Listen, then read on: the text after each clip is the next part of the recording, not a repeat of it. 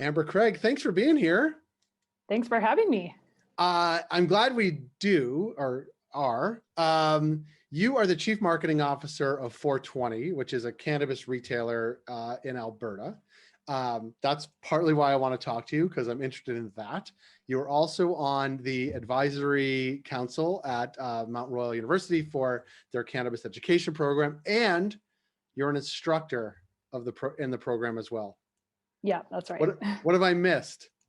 No, you've covered a lot. Yeah. That's like a day job, a night job, a volunteer job, all wrapped into one.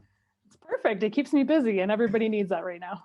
Yeah, as if people in cannabis weren't busy enough. I want to, let's talk about, I don't know, your day job first. Tell me a little bit about 420, because I'm based in Toronto. You are obviously in Alberta. Tell me a little bit about the operation, because it's sizable. Yeah, so we have 14 operating locations right now, and hopefully growing in the next year or so. I started with the group back in 2013 when we were in the medical space. So we had the actual first medical cannabis clinic in Alberta, and I was kind of consulting with them, and then joined the team full-time about 3.5 years ago, right before legalization, and we've just been growing like a weed, so to speak. Well played, well played. Well, that's good intro, because you have a good perspective and a long time perspective of where the industry is, which I think is compelling, because obviously you're involved in MRU's program.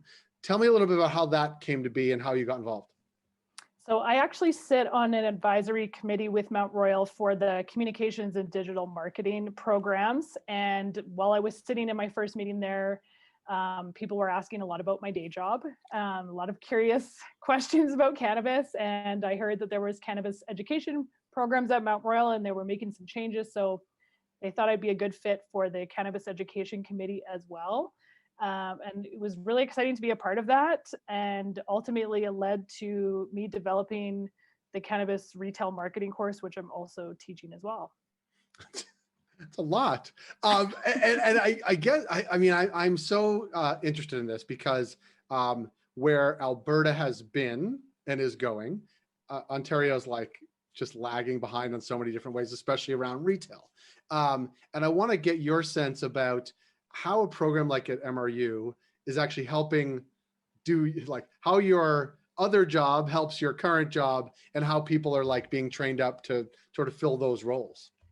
Well, I guess the idea for the cannabis retail marketing course came just from my own selfish needs as an employer, because there wasn't anything out there that I could see that was sort of setting people up for success as they come into the industry. Obviously, every company works in marketing in some capacity, and there's people that take marketing courses to get trained up for their career. But unfortunately, we're in a very, very regulated space. It's not like the liquor industry. It's not like any other industry in Canada. So a lot of the tactics that people came to the table with in terms of jobs for marketing, they just didn't apply anymore. Everything kind of goes out the window, and you have to start from scratch and learn how to do everything in a totally new way. So that really sparked the idea for how can we get people trained up specifically for the regulations that we have in this part of the industry. Because otherwise you're leaving it up to the employer, and it takes a lot of time and resources and money ultimately to train people when they join a cannabis company for the first time.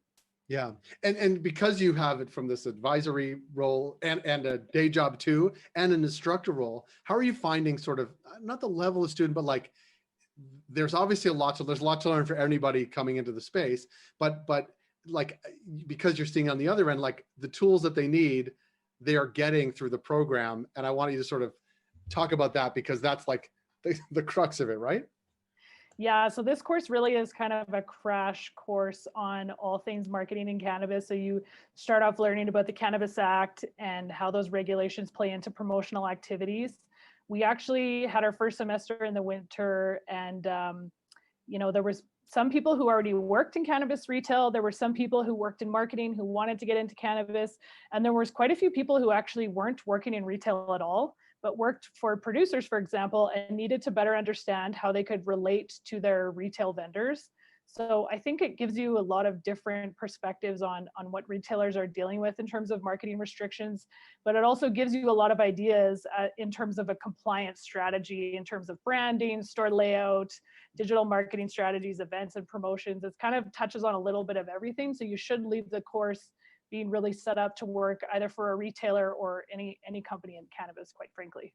Yeah, and I think that's so important because we've seen it over the past 2.5 years, 3 years, is that people come into the sector like, why isn't anybody doing this, that, or the other thing that we do in every other part? It's like, well, you can't do most of those things. And then it's like, and maybe that's not a blessing, but then through that education, whether informal or trial by fire, or sort of formal through like a program like MRUs, like the idea that you can, you have this really tight box, but if you understand that box really well, you can really stand out because everybody's operating in the same box.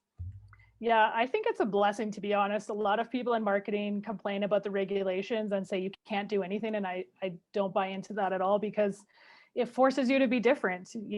Every other industry sort of has the same playbook for marketing. Here's what we're going to spend towards promotions and digital ads. And that's all different here. So you have to be creative. It's thinking outside the box. And that's why you find some of the most creative marketing campaigns across any industry in cannabis, because you're sort of forced to look at things differently. Yeah, we just had an event a couple weeks back where for e-commerce providers, there on Shopify specifically, there's like a customer service app that's part of it, right? And what they are saying is that sort of customer service at the heart of what you do is a really good way to attract and then certainly retain customers, which usually you think of as a marketing function, not necessarily as a customer service function, but again, within the box, like it is a great way to keep those people coming back, and sort of the stats around, how many people are coming back, the average spend online versus in store, like it is a really good way to spend marketing dollars, if you will, to keep those customers coming back because the spend is higher, they come back more regularly. And in Ontario, at least in Toronto, you can't actually go to the store right now. So it's like, Right. You need to be really, and I wonder if that's sort of baked into sort of how you teach the class and think about it. And actually even how you look for employees within the 420 realm, like the ability to be flexible and resilient because things change so dramatically. Yeah, when I interview people, that's kind of the first thing I touch on. Like, what's your ability to adapt to change? Because it's literally, my marketing team meets twice a week, and we're a very small team, but that's how often things change. We meet on Mondays, and by Friday, there could have been a new regulation, or especially during COVID, has something changed in terms of like customer behavior, and it changes all the time. And again, I think that's an amazing skill to have, that you can build such resiliency and flexibility and pivot on a dime to move something somewhere else. So I think it's just builds a lot of great skills. But obviously, if you understand the regulatory environment prior to strategizing, it would save you a lot of time for sure. It certainly does, because at least it's based on some sort of foundation of knowledge as opposed to wing it. I want to ask one more question, because I think we're headed into a place, and you've been in the sector for a while, that there's like a natural maturation of the industry, both based on longevity, but also based on changing circumstances and maybe sort of a new normal or a new realm, sort of, let's think about it sort of post-COVID, hopefully. Where do you see some of the talent gaps that you'll be sort of trying to fill, both within the 420 sort of experience, but also like your day job, but also from the work that you think of, like how sort of Mount Royal can help fill that gap with talent?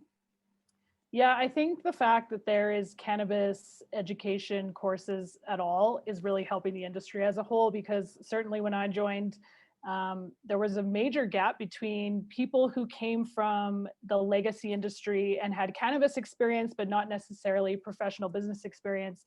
And then the totally complete other end of the spectrum, where you have, Fortune 500 people getting into the cannabis sector, where they have a lot of traditional business experience, but have zero knowledge of cannabis.